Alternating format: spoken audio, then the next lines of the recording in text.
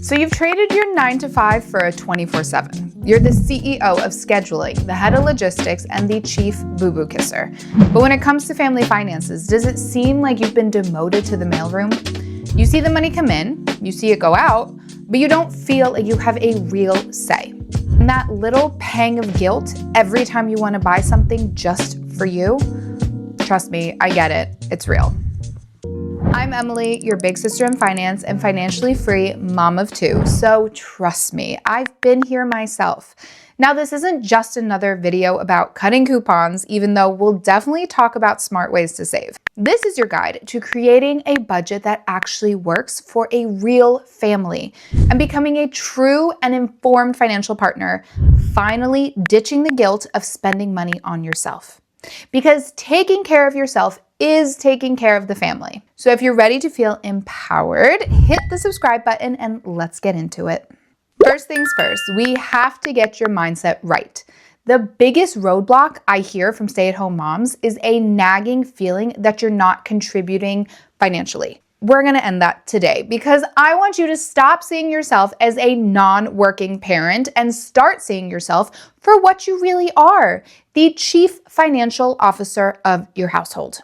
Think about it. The work you do every day has enormous economic impact. Childcare, cooking, cleaning, transportation, tutoring. These are all services that would cost a fortune to hire out. But by doing this work, you're not just saving money. You are the engine that makes the entire household run, allowing your partner to focus on their career. This isn't a one person earns, one person spends kind of situation. It's a partnership where you've divided the labor to achieve a common goal, your family's well-being. And when you recognize the real financial value of your own work, everything changes.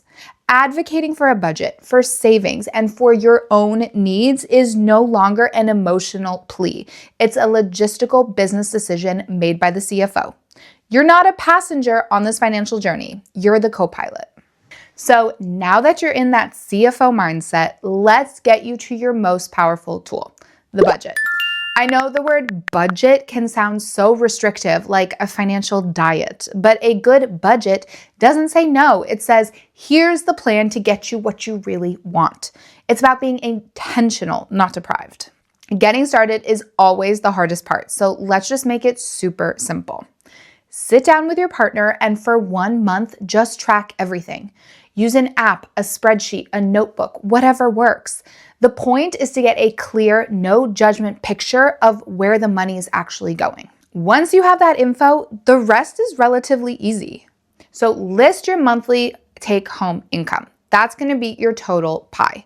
List your fixed expenses. These are the non-negotiables, so mortgage or rent, car payments, insurance, etc. List your variable expenses. This is where your tracking pays off. Groceries, gas, utilities, that sneaky little coffee habit. Be brutally honest here. Subtract expenses from income. If there's money left over, awesome. If not, don't panic. That's exactly why you're watching this. Now we optimize. And this is where the CFO in you really gets to shine. So look at your spending and ask, does this align with our family's goals? Is this a habit or a real need? And where can we trim the fat without feeling like we're starving? Quick wins are usually the unused subscriptions and way too many takeout nights. But for real impact, focus on one big picture strategy. Meal planning is number 1. It massively cuts down on food waste and those impulse buys. Another one, buy secondhand. Kids outgrow clothes, toys, and gear in the blink of an eye. Trust me, I know. And buying pre-loved can actually save you a fortune. I do this with all my kids. Finally, pick up the phone. Make it an annual ritual to negotiate your internet, cable, and insurance bills. You'd be shocked at what a 5-minute phone call can do. Remember, the goal isn't misery. It's to stop wasting money so you can use it for what really matters, like a family vacation that you can actually enjoy without a shred of guilt. Feeling left out of the money side of things is a massive source of stress in a single income home. And it's time to fix that. Your communication is your superpower. You can't be a CFO without access to the company books. It's time to stop being a silent partner. And this isn't about asking for permission to spend. It's about creating a system of total transparency and teamwork. I strongly suggest a regular money date with your partner. Keep it relaxed. Maybe it's over coffee every other Sunday. The goal is to sit down together and just get on the same page. So in your money dates, you should review all bank and credit card statements together. No more mystery charges. Both of you should know what's coming in and going out. Check in on the budget. How are you doing? Where did you overspend? Where did you save? Talk about future expenses. Is a big car repair looming? Are the kids starting a new activity? Surprises are for birthdays, not bills. So look at your big picture goals. How's that retirement fund? Are you on track to paying off that credit card? For this to work, you need full access. You should know every password and login for every account. This isn't about a lack of trust. It's about being prepared.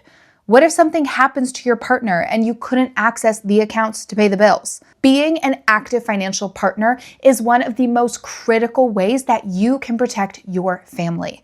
It turns money from a source of conflict into a shared project. And if your partner is refusing to let you in on the money side of things in your relationship, you should know that restriction is a sign of financial abuse. And please seek help. Financial abuse is a form of domestic violence. Okay, so let's talk about the guilt. That gross, sinking feeling all moms get when you buy a pair of new shoes or go out for coffee because you're not the one earning the money. This guilt is toxic, it's common, and it's completely wrong. Your work at home has immense value, and you can't pour from an empty cup.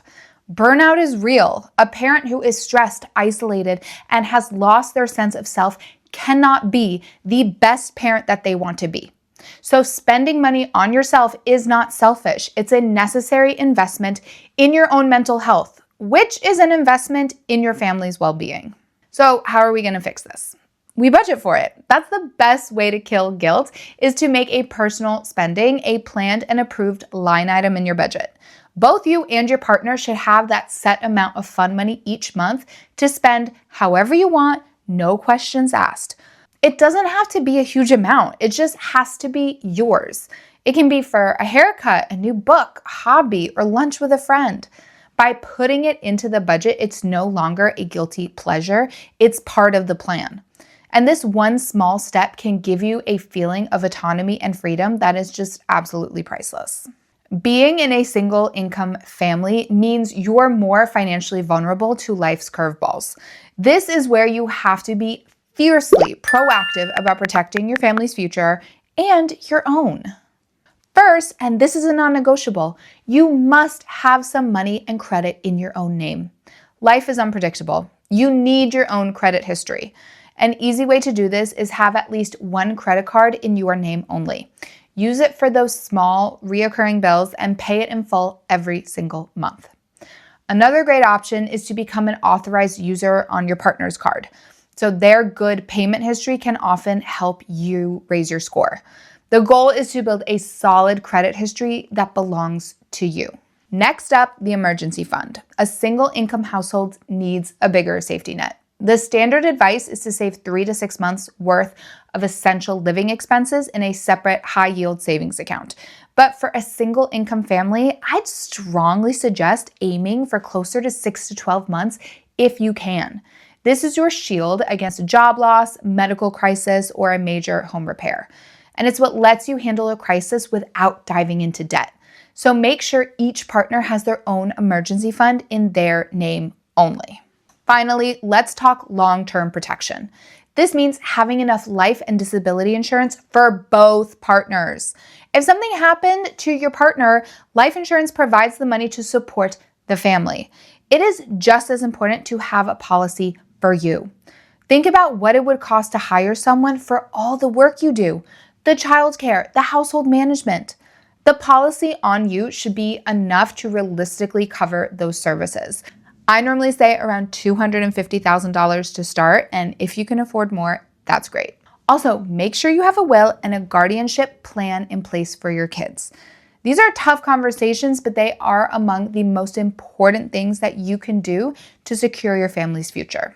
So there you go. Managing money as a stay-at-home mom isn't just getting by on one income. It's about thriving. It's about owning your role as the household CFO, creating a smart budget that serves your family, communicating as an equal financial partner, spending on yourself without an ounce of guilt, and building a secure future for yourself and the people you love.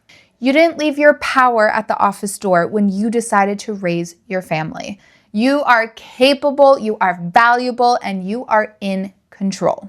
What is your best money-saving tip as a stay-at-home mom? Or what's the biggest financial challenge that you're currently facing? Share it in the comments below and let's learn from each other. If you're ready to take the next step, then check out my other videos on money and relationships. Thanks for watching, and I'll see you in the next one.